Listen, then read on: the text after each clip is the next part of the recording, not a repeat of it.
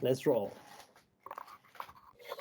And Okay, so hello everyone, and welcome to the second episode in what we're hoping will be a series of podcasts. So I have with me DJ and brand new guest Andrew. So say hi, hi, fellows. Hello, hi guys. guys. Yeah, cool. So in this podcast, we'll be talking about something I think that has always been a point of concern, especially for people looking to break into the industry, any industry, any CG related industry or art related industry, and that's creating the best possible portfolio that'll make you marketable and stand out from the endless sea of competition in modern platforms today. Okay, so we'll be hearing the thoughts of Andrew and DJ, both seasoned ArcViz designers. And yeah, enjoy.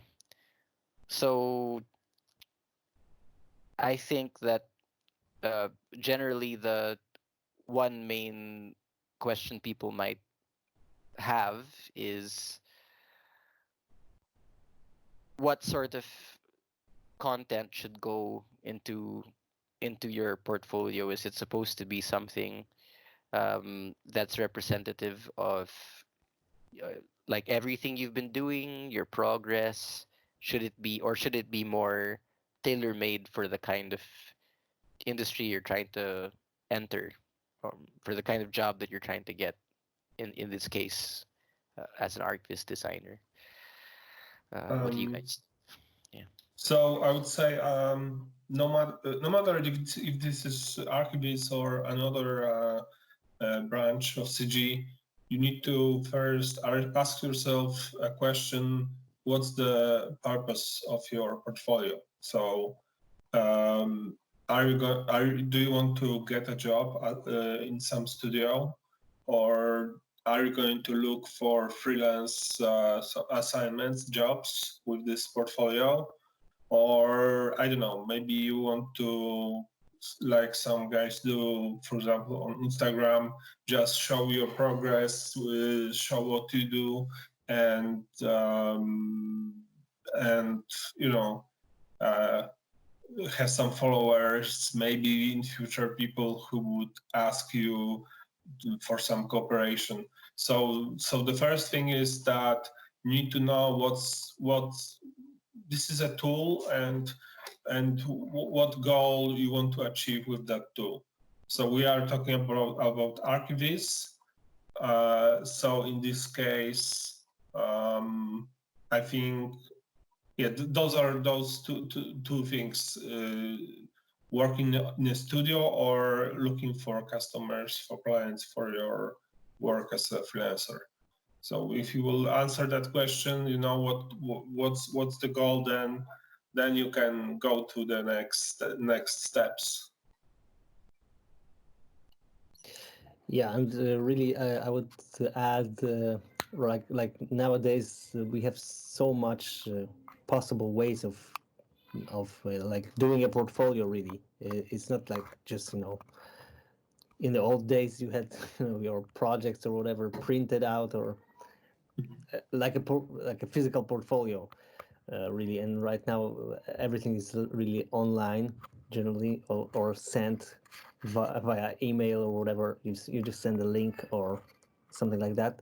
So you really have an option to have multiple portfolios so if you Yeah. probably, like, if you're looking for a job, you probably should specifically do a portfolio tailored for this kind of purpose. And yeah, just like Andrew said,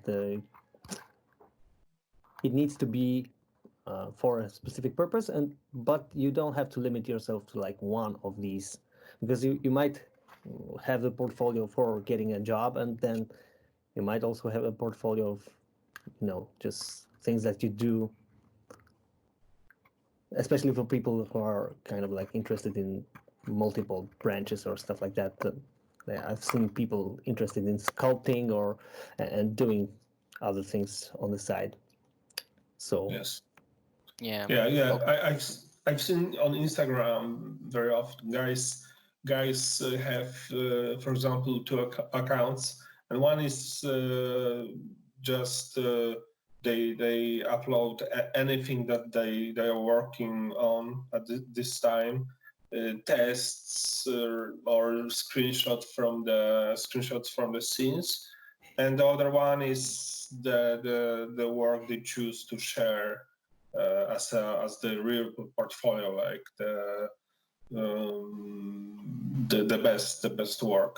So yeah, yes, I agree that you can have several portfolios, and you can even actually put together because we talk about archivists. I thought that we are going to talk about CG in general, but you can even put together a portfolio for this exact company you are, for example, applying to.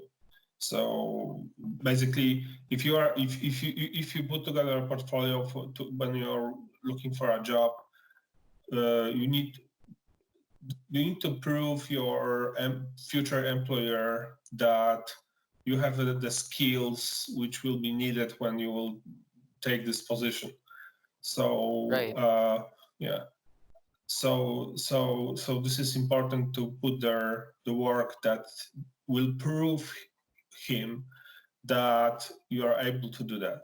This is the same thing as in even in out of CG. Every kind of job, every kind of work, your in visual arts, portfolios and reels are the tool to prove your skills in other businesses, in other careers. There are other ways of proving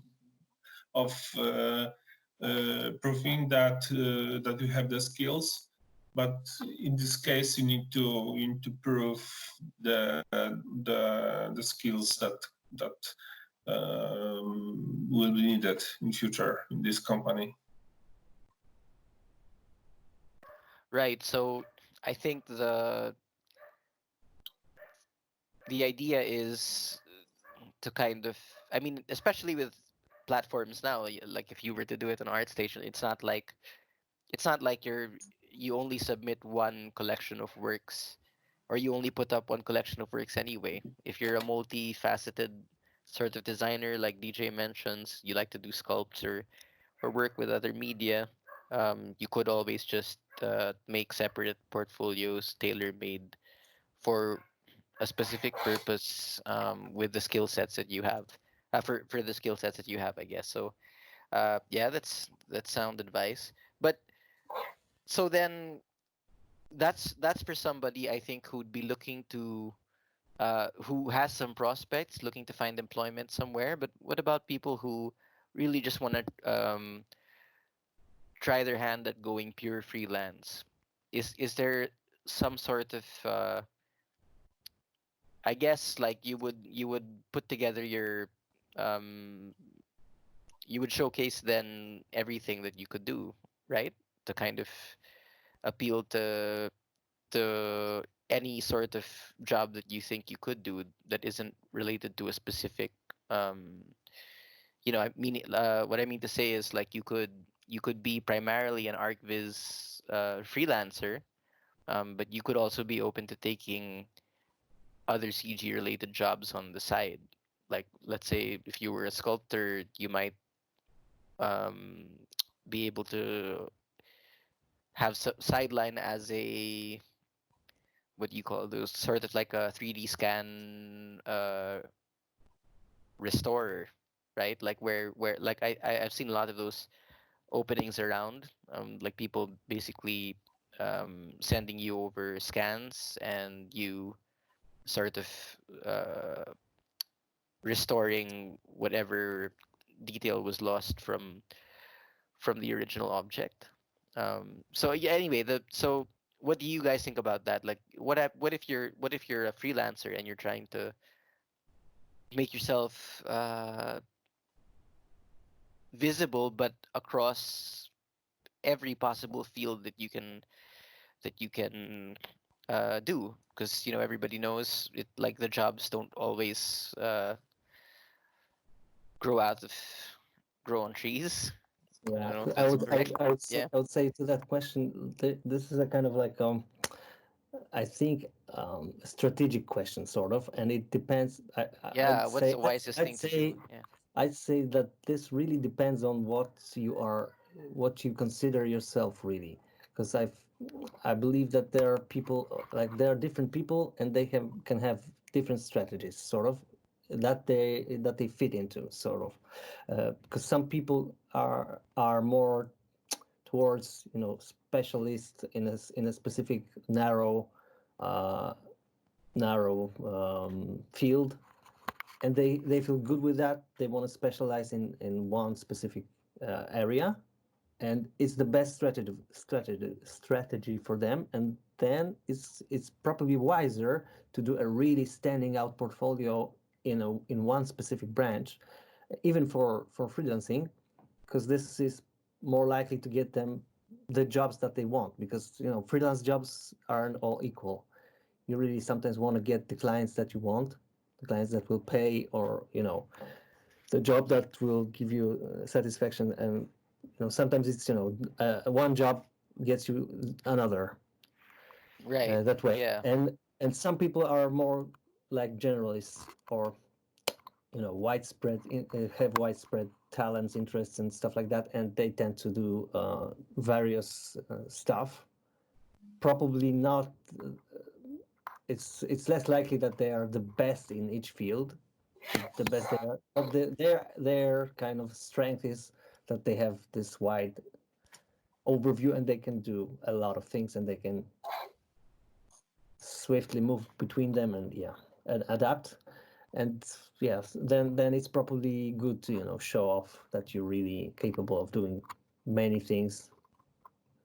But you have just everyone has the same amount of time, sort of, and you just have to kind of like manage your resources. So I don't think it's always the best strategy to do everything in your kind of, even for freelancing. Yeah, it's Yeah. sometimes better Oh to yeah, decide of course. on Yeah. what you really would like to get as a job, Exactly. and then focus the effort on these ones, on these specific fields that you really want, because you really can't do everything. Yeah, even if you're kind of like this jack of all trades guy.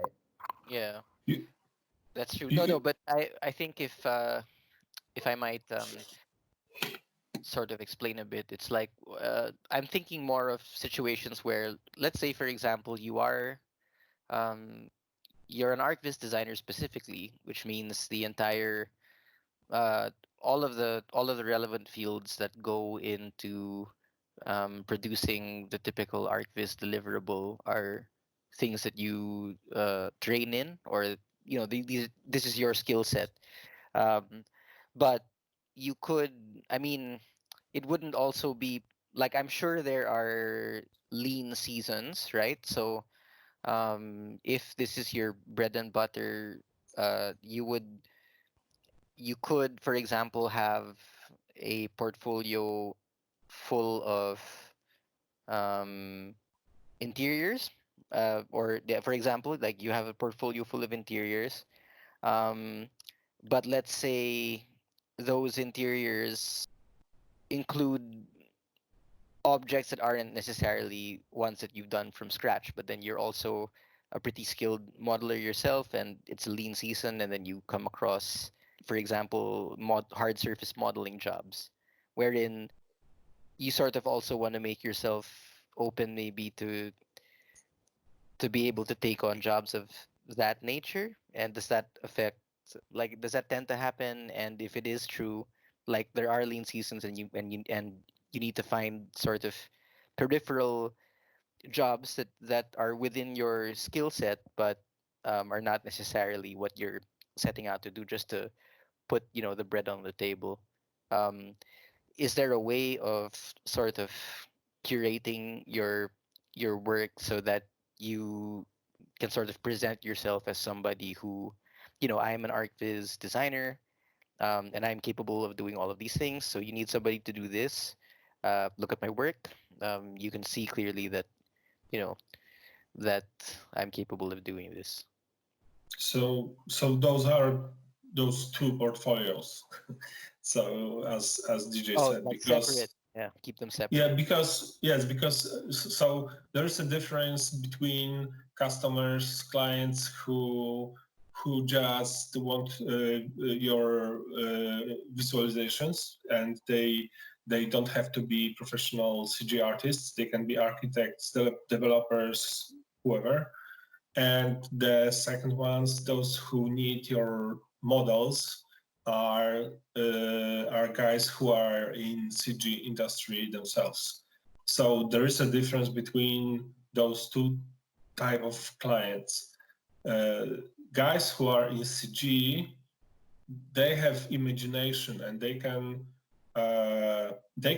assess your skill based on your, for example, interiors. You can show models, of course, meshes, but they have imagination. They can, based on what they see, they can say, okay, so this guy is also able to do this or that.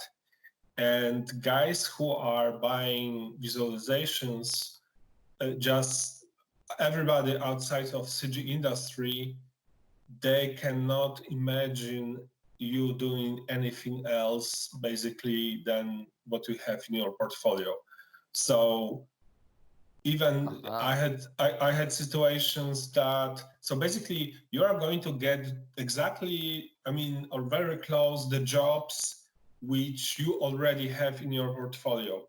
And I remember I had some situation when I would put some exact interior in my portfolio, and all of a sudden I just got customers who liked this interior, and they were doing similar stuff. They were doing similar kind of designs. So this is the difference. And in my experience, I put together a portfolio for freelance jobs in archivists from customers outside of CG, and also I modeled for other artists or studios. But in this case, I was rather responding for their call for modelers. So I would send them my everything, my normal renders, but also I would send them the models themselves. I had clay renderings and meshes, and based on that, they would say, okay, so this guy can do that. So yes, but this is that difference, that when you for layman, basically you can put a clothing shop interior in your portfolio, and all of a sudden there is a guy who wants clothing shop interiors, and he's asking you to do this because he can see that you can do this kind of stuff. Yeah, and that kind of reminds me of one thing that I've heard about, because portfolios are kind of like the visual extension of CV as general, in terms of looking for a job. And I've heard a nice advice from someone talking about CVs, like what do you want to show in your CV. And generally people tend to focus on what they have already done. And the guy gave the advice that, I don't know, I don't remember the guy's name, but I think it was kind of in this vein that we're talking right now.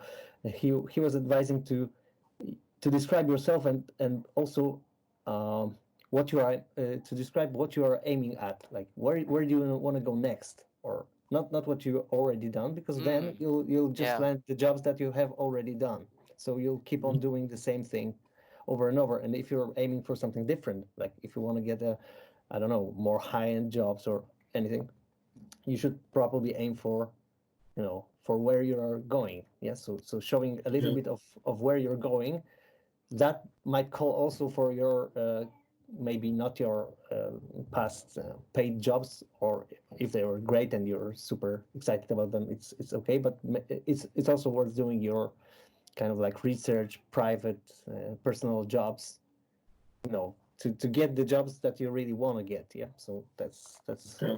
also, I think, important, because then it's just like that, like Andrew said, that people just look at your portfolio and they assume that you are able to do what you show them, and very little people really will do the job for you, like where you want to go next, or they won't think like that. Yeah.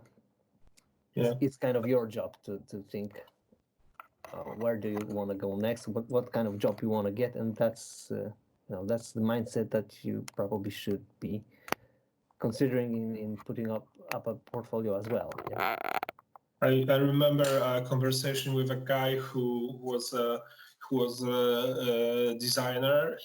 He didn't work in 3D as a 3D artist. He was like 2D artist, classic, and but computer design. And he said that he had a lot of cool logos in his portfolio, and he knew that he can make good logo, but he said that he didn't this is not his favorite type of work. He enjoyed a lot different kind of stuff, so he completely removed from his portfolio all the logos, because he knew that if he will keep the logos in the portfolio, then people will approach him with this kind of jobs. So also this is important that I mean you can kind of calculate what's the good business, what you are going into, but you basically this is also good to remember to keep the stuff that you like doing, because you will get this kind of jobs. Right. uh, Right. So, because it, I mean, clearly it isn't an issue to segregate the sort of work that you do anyway, and to put it all in one platform. Like, so I think like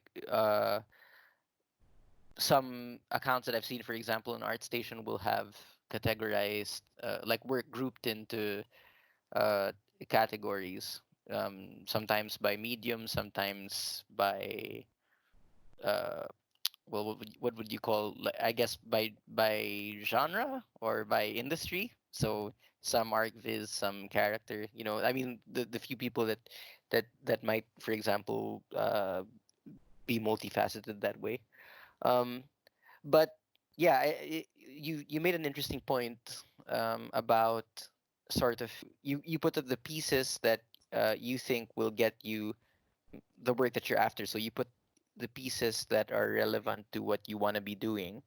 Um, but you could think like what harm would there be in turning down like people calling you for jobs and you just saying no, I'm not interested. Is it more because you want to avoid that happening, because that can have a negative impact on on your uh on your reputation, sort of like it is it that you have to be very careful about attracting the right kind of people um through the portfolio that you make and put out there? mm, no, I mean turning down people, no, it's not a problem, but you kind of have limited space in your portfolio, so it's less clear what you if you put some stuff there that you are not going to do, or don't want to do, and it's a wasted effort, and you can just have the clear image of your skills and what you do just by leaving those parts which you are not interested in. So it's Oh, okay. It's more of a nobody is going to scroll through pages and pages, I guess, Yeah, of work, right? So you kind of exactly. have Yeah. to. You It has to fight be yeah, for the because you fight for in, the attention. yeah, I mean right. it's like like a clear message you send out there.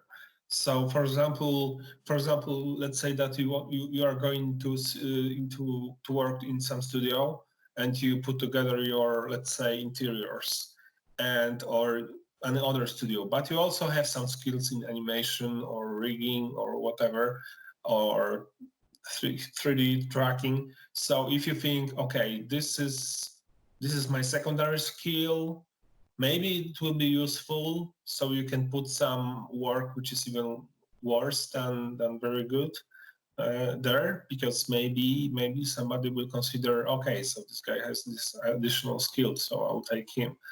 But then you need to be aware that then somebody may ask you at your job to do this, and if you don't like to do this, I actually made this mistake, and it was not in CG industry. I worked before as an architect, and I kind of bragged about things that whatever I thought would be useful, whatever, like scoring points. I can do this, I can do that, and Yeah. and and I put one thing that really scored me a point, but then there was a huge pressure to do this, and I didn't want to do this. I didn't feel like doing that.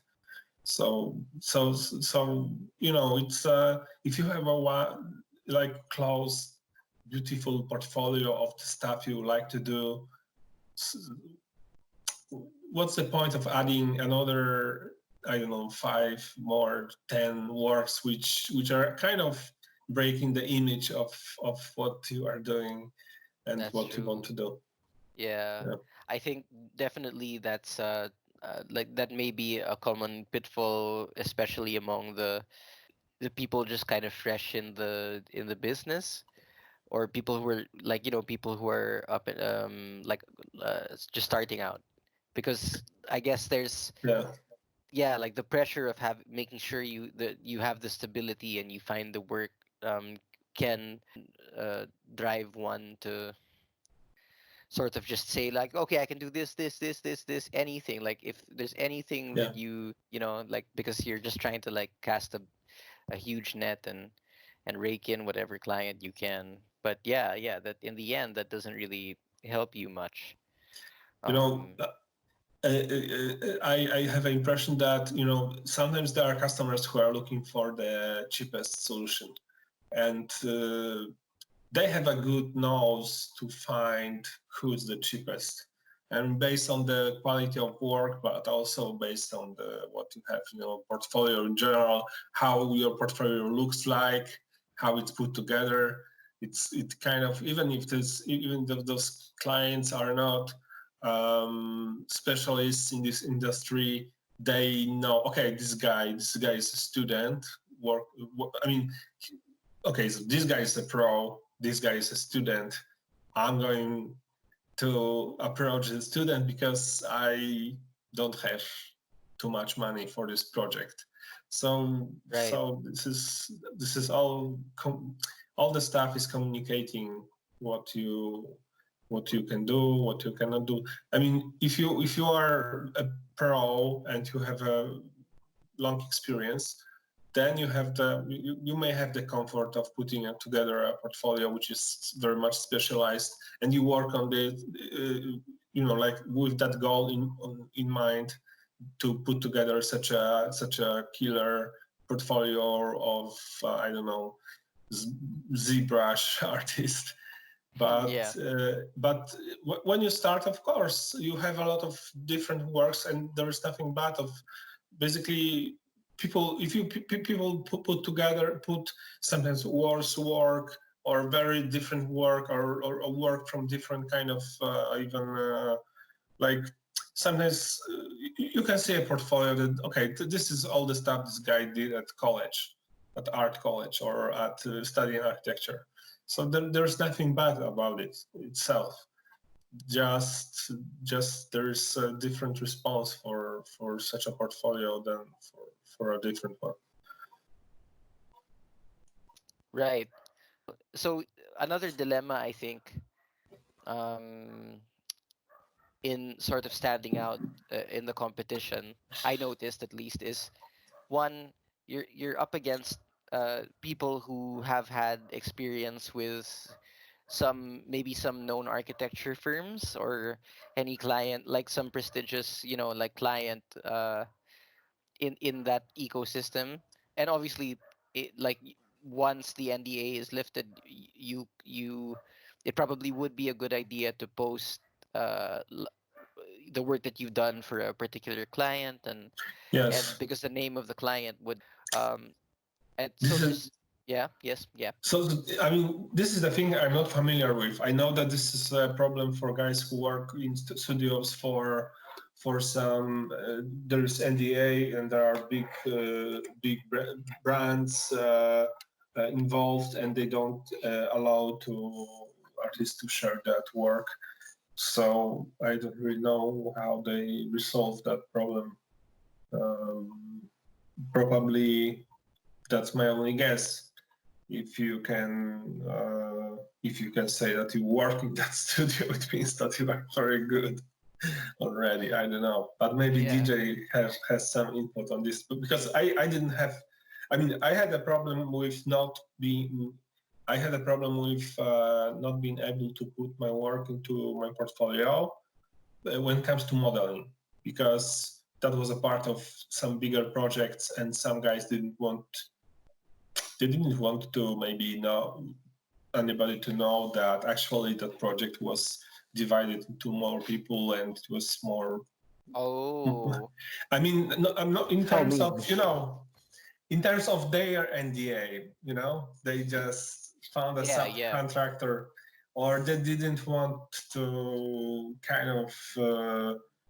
Um, they wanted to avoid problems with crediting work, not in terms of money, but in terms of publication. So that I'm not going to find some website where there is the author of this work is this studio or somebody, and now I'm calling them and saying, hey, you need to add me because I made all the models.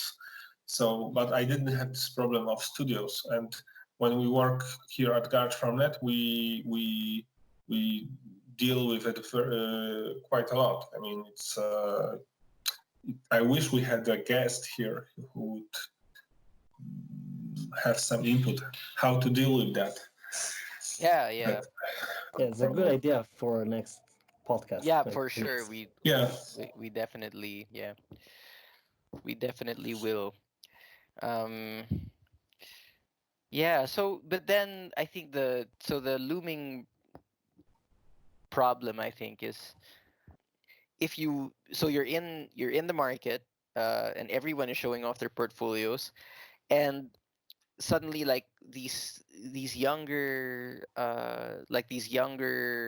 newer sort of designers are posting portfolio pieces that look, um like, really, like, really good, but then it's like, they could have, uh that could have been a pre-made scene, or it could have been a scene, oh, I mean, it's because I don't know if that's, like, actually an issue, but in ArcViz it seems to me like you kind of, uh like, you can get actual, uh sets everywhere, and sort of easily, like, put together a room, or some people actually give out rooms. And I remember reading a forum where, like, one person was kind of, caught eventually for, sort of, like, showing off a some sample scene from somewhere as his own.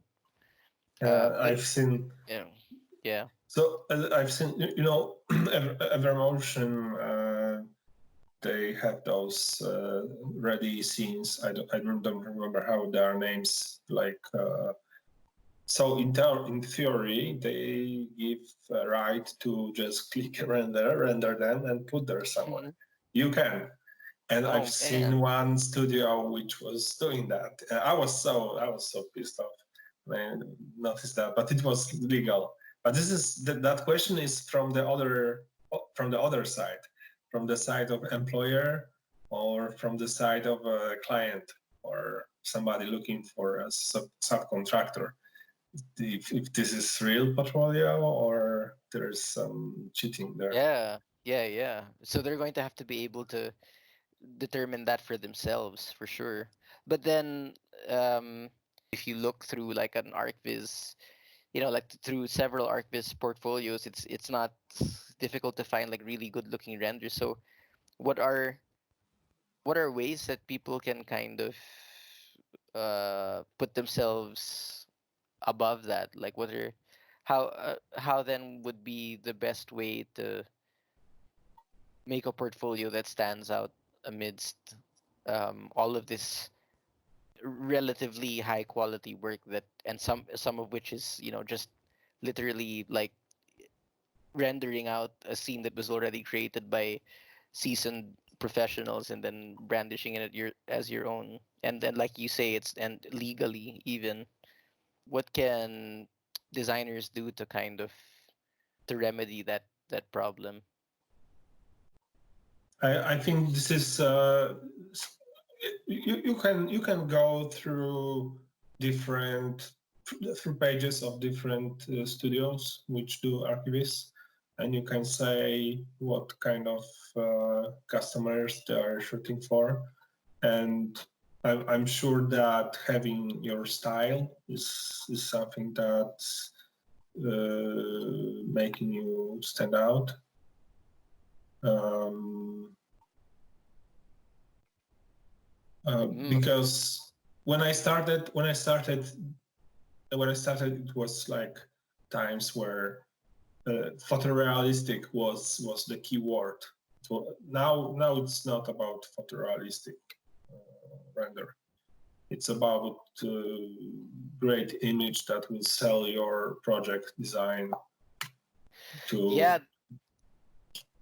Yeah. No, yeah, totally, because it that seems to have been the sentiment from the last podcast also, and I think maybe the next one we should do should be about this this elusive like style, because I think that it's not very clear cut exactly what, right, like what people can do to kind of to to kind of showcase like who they are through the work, especially if it's especially through visualization. I mean, it's not like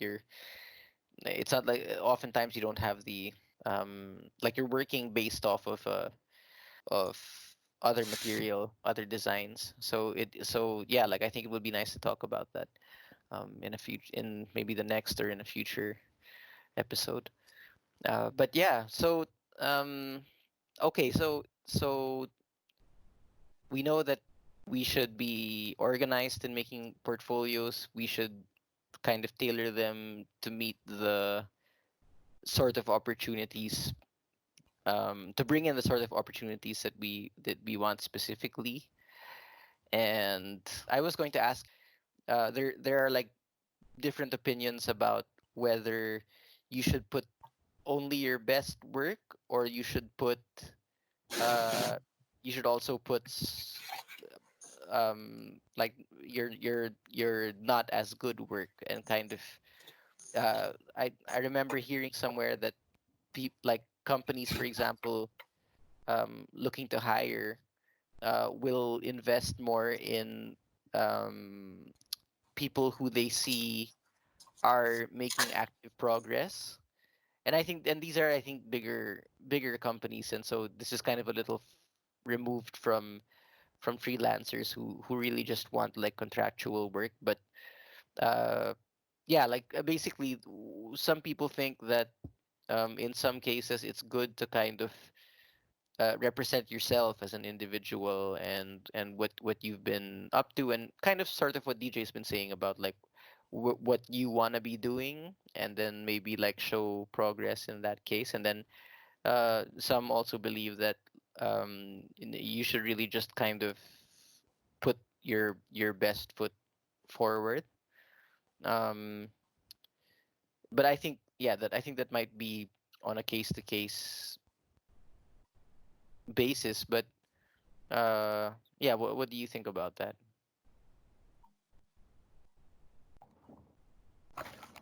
Well, I So would. Uh, yeah, you first. Okay. me? Okay, Yeah. okay. I would say the best work. And but actually, what you said, Marco, if you want to go into some kind of field and you really want to go into that field, I would put worse work too. I mean, it's but yeah, the best work, because I noticed that one thing, when you have different works in your portfolio, but better and worse. So this is your range, and your best work is this is the higher you can jump, and this is the best you can do at this point. But your worst work is the level you guarantee that you will not go below that. And so if somebody's going to hire you, um, and also if you put some worse work in your portfolio, it means that you don't have more works which are on that level of those better works. Yeah, and it might also seem like you don't have the eye to judge as well. So Yes. that might also be the impression Mm. that people get, that you don't really, you can't really choose which jobs are really standing out, or yeah, because you picked all of these to the portfolio. Yeah, so being picky, I think, is not a mistake. And I have a similar conversation like not long ago in a meetup with guy from some bigger studio. I think he worked at Video Copilot. It was a local CG meetup, and he was talking about this with a younger guy who really thought, he was excited about his progress, his yeah, and generally things that you tend to put in kind of social media places, and that's okay. But in a portfolio, if you want to get a job in a serious company like a bigger studio, he said that it's best to put not only the best work, but it's good to have like a bigger project that is finished, because that Hmm. proves to the guys, like the managers and stuff, that you can like get something and get it done. Right, yeah. So like See it to the end. Yeah. yeah, so Yeah, and that, also, this that thing about like doubling your works in your portfolio. So there is a good way to do that and bad way to do that. So bad way is, I've seen it sometimes on CG forums. Somebody uploads a work which is good or very good, or it's nice. I mean, there is some nice impression and it looks fine. And then that person uploads two shots which are kind of random of the same scene, and the whole magic is gone. I mean, it's the whole mystery of this work Oh. is gone.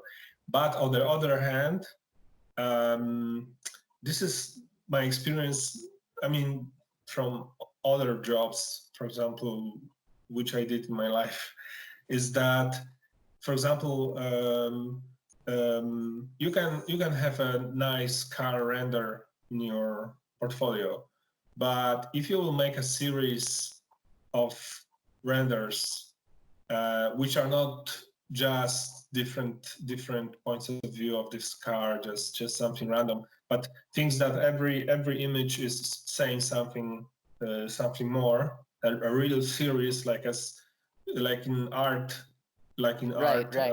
Yeah. college, a studium, I don't know how it's called, of the subject, some details, some interior shots from some different uh, points of view, but not just by placing camera, but you really tell a story, and you keep the quality uh, in all those renderings, this is also a strong message that you have big control over your skill. This is not random. That one render went good and you had one nice idea and you did the post work nice. You can not only do nice work, but you can deliver that on in repetitive way and Right. and, Yeah. and keep it. Yeah, So yeah. that's kind of the thought. Yeah, that you can do a bigger project and consistently run it through. So yeah, that's another skill, sort of like the higher level of Mm, project interesting. project skills. Yeah. Yeah. Yeah, that's a good point. And actually, so kind of as a segue, I was wondering, mm, what about uh, what about the? Because earlier we were talking about like how, yeah, it would be good to have a concise portfolio, but how concise is what does that mean in terms of numbers? Because I just realized, wouldn't it be? I mean, if for example you have five really good pieces of work, but then other people had like more or less the same quality but double the number, then I mean I guess that says something about, or that could suggest something about how quickly you work as well. So is there like a magic number, or for a number of works to put up, or sort of like, let's say I were a designer and I decided I wanted to sort of put together a portfolio, and put it out there, to get work. Should I does the number of work in your portfolio kind of affect your hireability at all? Like, might it make people think that you work too slowly? Do you need to make more to show that you work more quickly, or is that not really the case? I would Like, say if there's like five works in your portfolio, that doesn't mean that. I mean, it depends on the quality as well, but it's not enough for me, I think, to. I can imagine a scenario where five works are doing the job, but I think everything is sub-communicating something. So I right, don't know. exactly. Yeah. I don't know if it would communicate that you are working slow. Maybe if your works are not very, very good and you have five of them, it means that you have a very short experience and you just didn't have any other works to put into your portfolio. And if you Yeah, um, yeah, that can be. Yeah, that. also Yeah. it's easier to do this, trick somebody to think that you are good with less works. I mean, it's like if when I watch some portfolios galleries, if there is five works, then I usually think, and they are very good. I usually think that this is one of those NDA guys or somebody who's not looking for a job right now, and Oh, that's true. Yeah. and more works. And that is said, I mean, it's if you have more works, it's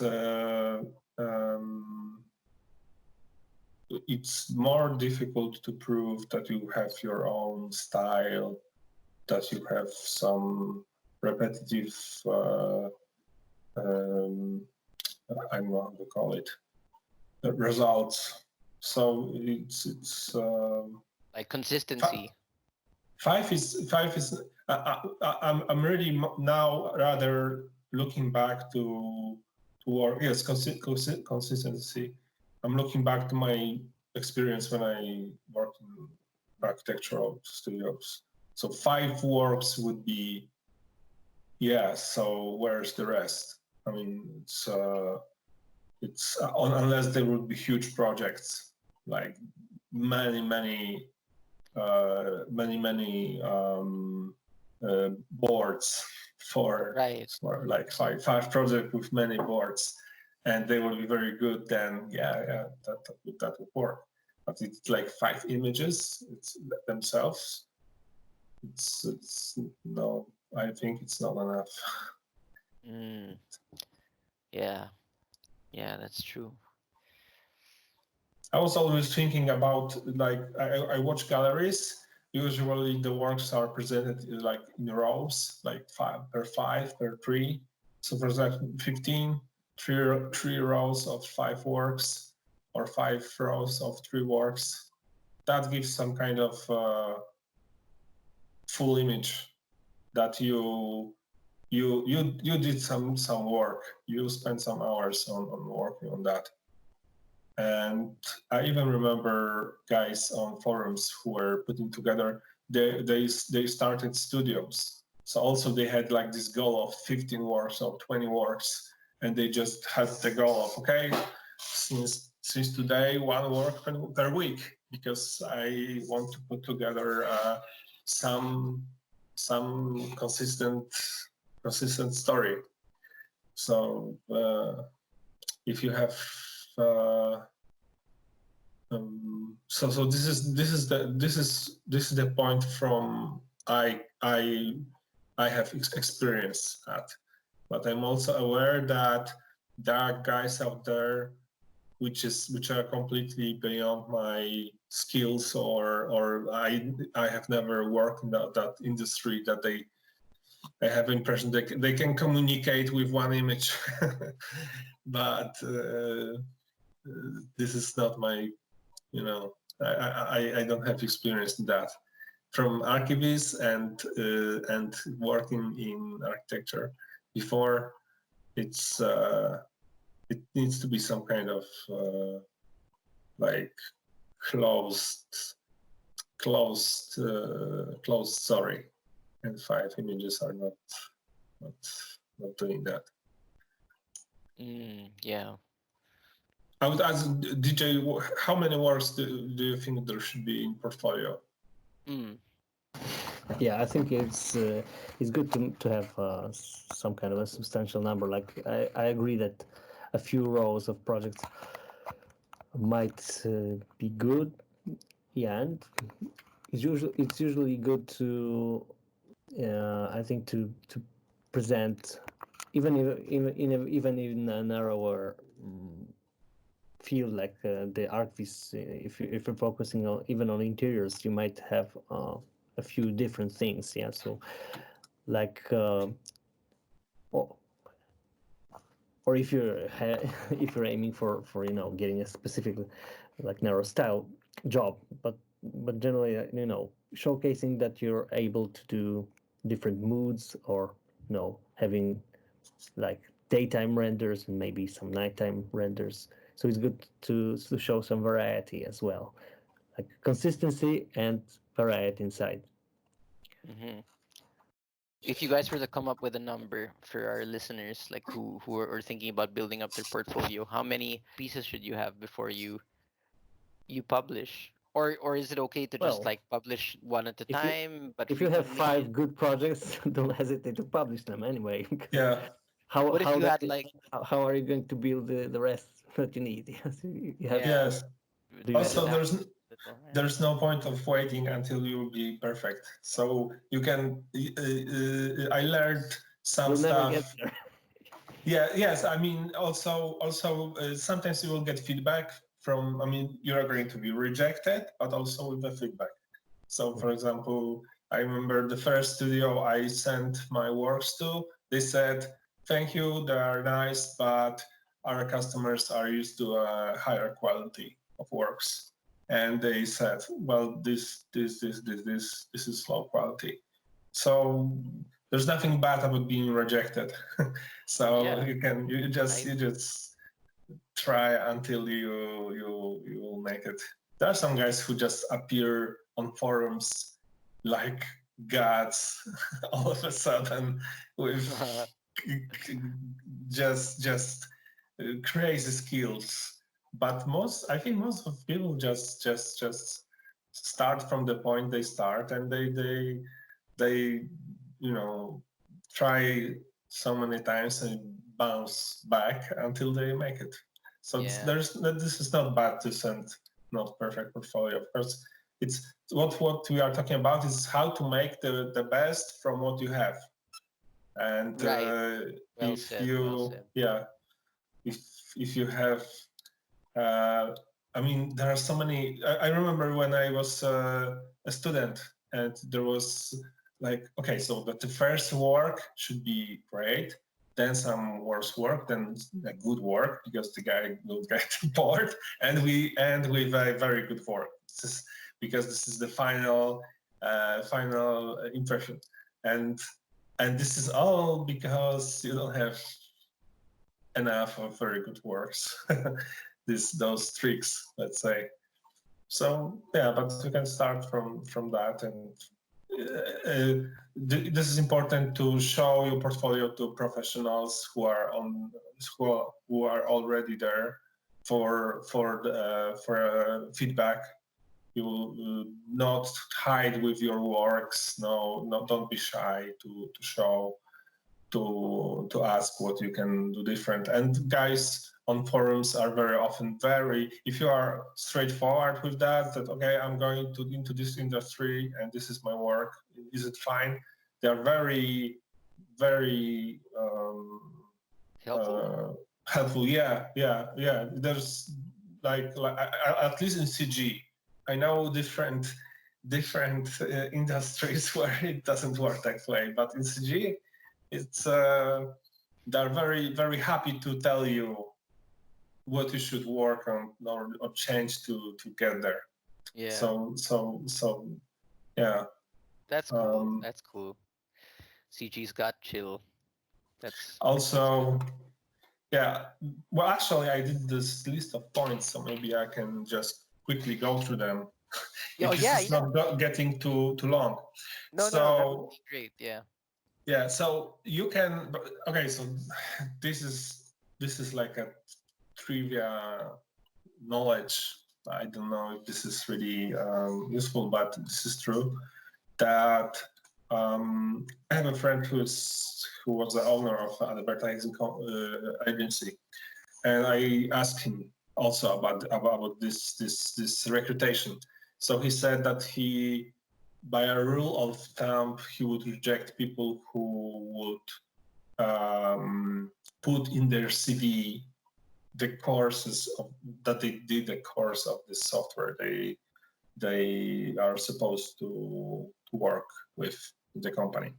So, for example, if you did a color draw uh, training and you would put it in the CV, he would say no by default because Wow. I mean in CG there are a lot of master courses or people can finish the course with fantastic works, and I'm not talking about this. I'm talking about just the software course. So that was the thing that I mean, Oh. if Okay. you Okay. took if you took the 3ds Max 3-week course or something like that, if you know this program because you went there paid and you went through those hours, you most probably are very far away from having skills. So, but this is I just mention it as a example because also I had some people who I trained who were after those courses and was lost time. And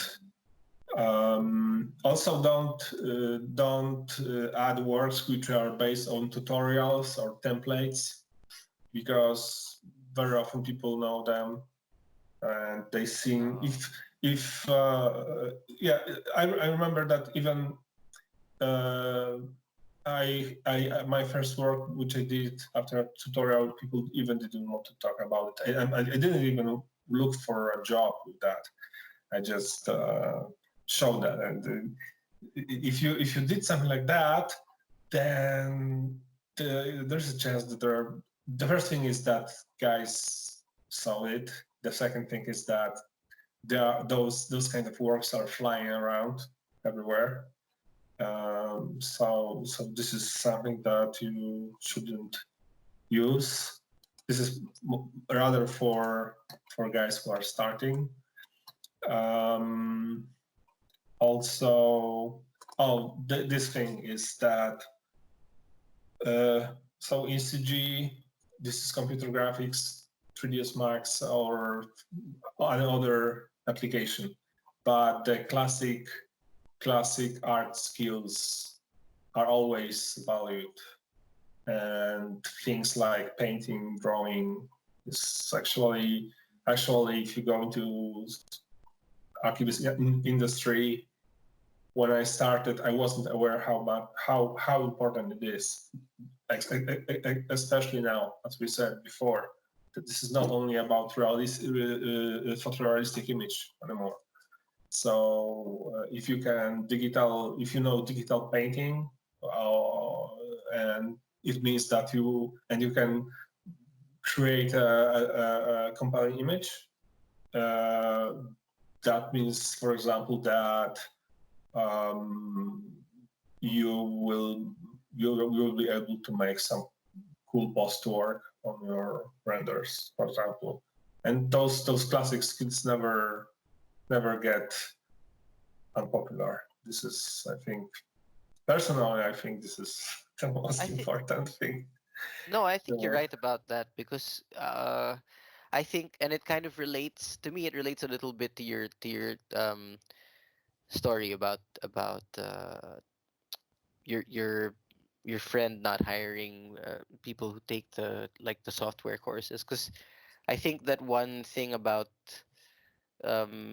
traditional media is, while like oil painting, for example, requires, like you have to know how to, like, there are rules for how to treat that particular kind of paint, like the ratio between like medium and the paint, to, like all of these little technical things to kind of help yeah, build the image. But really, it's not that much compared to like a 3D software, right? Like you can't really rely on, you could know everything there is to know about like the yeah, proper procedure to handle the paint, but if you don't really have the, like, anything to paint, or the skill, to the understanding of core fundamentals like form, light, then, well, I mean, you could make abstract works, but like, yeah, yeah, like those fundamentals will show, and it's not as forgiving. So I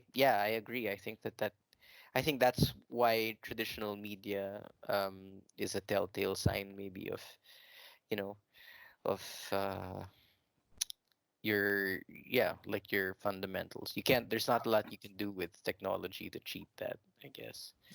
yeah. Mm. There's a lot of guys who went into 3D not knowing that at the end it would be Photoshop. So Yeah, and yeah. they got very disappointed after several years of doing that, Oh man. including me. so yes, this is. Uh, so this is important. And actually, I remember when I got some jobs of archivist, and a guy approached me, and he showed me what kind of works he got before from another artist, and that cooperation with this artist didn't work out finally. So he was looking for somebody else. And he said, I remember I gave him my works, and he said, you know what? When it comes to materials, all this stuff, 3D, it's your level is much higher. But this guy, he basically does nothing 3D. He just takes a brush in Photoshop, and this looks great. And I want you to go into this direction. So those skills, traditional skills of painting and creating images are important. Mm, yeah, or image. I mean, I've seen some videos of people who uh sort of they they they make architectural visualizations, but they use it but by photo bashing, and then it becomes a matter of like them kind of using their fundamental skills to make sure the light is behaving accurately in the Yeah, scene. it's kind Yeah. of I'm not really it's sure kind how of you do that in I think Photoshop, like when you daylight things, related. but It's generally related, I think, to having the awareness of the creation process of an image, more than really like the skills with paint and stuff. Of course, it's a medium, yeah. no, yeah, Then that's the then you point. pick Is up then you the pick up another tool like a photo bashing, 3D yeah, scene, not the medium, but anything that you can these are really the building blocks, but you have to know what to do with these blocks. And exactly. traditional art or painting, it's teaching you to observe the reality first. So first it's teach yourself to really see what there is. Yeah. So the same goes with photography. If you're not aware of, you know, photography is like pretty technical in terms of camera and stuff like that. It's kind of like optics, but you have to have you have to be kind of conscious of how the light is really building up the image, and yeah, how you can use it to yeah to do what you want to do. And yeah, that's why I think like traditional art skills are so important. It's not necessarily painting, but yeah, generally Yeah, exactly. building an image with first analyzing what you see, and then using this knowledge, this awareness to convey what you want to achieve. Because 3D is really about that as well. Yeah, CG generally, you pick up Yeah, models, textures. These are like different layers of things that you put into an image. Yeah. yeah, First there's form, texture, color, light, shadow, yeah, and stuff like that. And you mix these ingredients. It's the same if whether you're photo bashing or doing whatever. You're just mixing these like fundamental elements into an image. yeah, exactly. So for the listeners, yeah, like it doesn't. We're not saying that there's no hope for you if you went into 3D because you're not because you don't draw, or or like you have no experience in any traditional medium, but you went. That's not. There are people who who've created stunning work having really just invested in 3D only, or just photo bashing, whatnot. The main point is that to be, I guess, to observe what's going on, in to observe the process of making the image, like DJ says, and be sensitive to the interplay of like the core elements that make the image a good image. The key point is to be sensitive to um, the fundamental elements of what makes a good visual story, or a good a good image. Yeah. Yeah. Okay. So yeah. And did I have just little tips more. sure, sure. Yeah, yeah. So That would be great. so one of the things is that the stuff in your portfolio should be the best quality. So in terms of like resolution, rendering, don't allow yourself to to have some technical problems with those images or imperfections. If you put it into a portfolio, and also, you should update regularly your portfolio. And I noticed that there are guys, you have work. Sometimes you don't have time. Creating a scene from scratch, it takes some time. So I've seen many times guys who would go like 3 years back for some scene they worked on, and they even finish it, and they just had another approach. They had a ready scene, ready models, or whatever.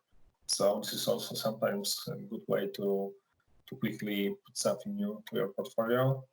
And I've seen some very cool works guys who well, actually they already had jobs in the city, but they didn't have time to do a personal work from scratch.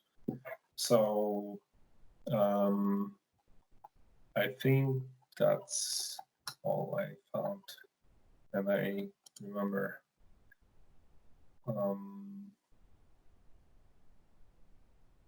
So also one thing is that when you have, let's say, you can make like this rule that, let's say, you have 15 works in your portfolio and you do new ones, and like organically you get rid of those works and you put new ones, and it evolves into something better, and with what you have you just apply for a job or whatever. Also, one thing I've seen was that, I mean, it made a huge impression on me, but this is, I think, like very high level stuff. There was a guy who made making of his work, of his archivist work. Oh, and yeah, it that was seems to be a, yeah. Yeah, it Sorry. was surprisingly long, and it was very extensive making of. And I went through it, and I just scrolled down. Well, where is this going to end? This guy is just giving away so many tips. And at some point, he even described how he mixed the ES lights with V-Ray area lights to make a cool lights from a car. And if you have something like that, I think I would put it into my portfolio or CV. This is just that would prove that you are very good at it. Not only work, but how much detailed skills you have. And in that particular case, this guy didn't give up even minor details of his work when it comes to his tools and creative thinking. Just spent so much time and effort on the lights of some secondary car or somewhere there. So Wow. yeah, that's also a thing you can use. Anything that works. Yeah, so I think this is everything that I can.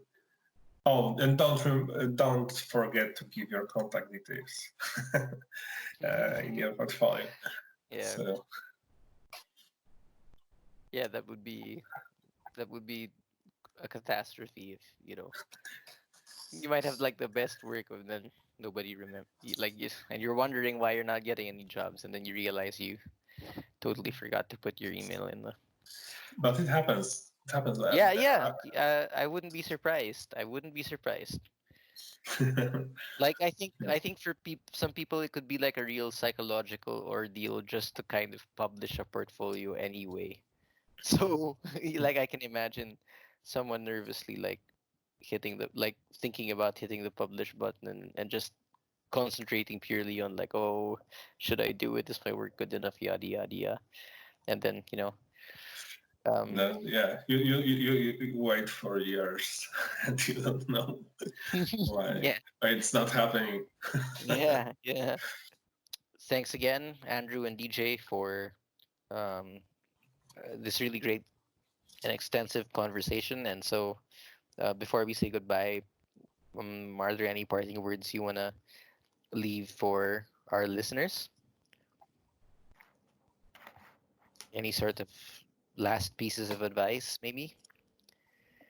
Words of encouragement? Yeah, just find time to make this portfolio, and yeah, give yourself this time, because it's yeah, it's it will also let you know where you're at. And I find it quite amusing, also from time to time when I tend to update my portfolio or check the words that I've done a few years back. And yeah, it's interesting to see how see yourself over a bigger period of time. So generally, it's good to do that from time to time, even if you're not specifically looking for a job. Just just to see your progress as well, but and generally it will give you opportunities, like new opportunities. So doing that, sometimes, especially when you have a job and have a lot of time, don't have a lot of time, so it's hard to sometimes keeping things updated. But I think it's worth it, and yeah,